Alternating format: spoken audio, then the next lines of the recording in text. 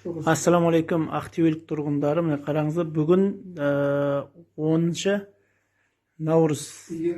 Құмар қызы Қамар деген қарындасымыз үйлі болып жатыр. Ақжар 2 деген микрорайоннан. Ақжар 232 үйді алынып. 4 бөлмелі жер үй. Ұлан қалауымен бүгін баспаналы болып жатыр. Соны сіздерге Құдай қаласа көрсетейік деген мақсатпен келдік Ақжар 2-ге.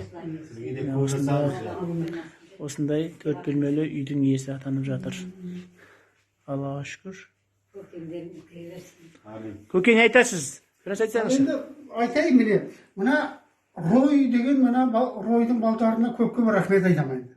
Алла разы болсын. Алла разы болсын.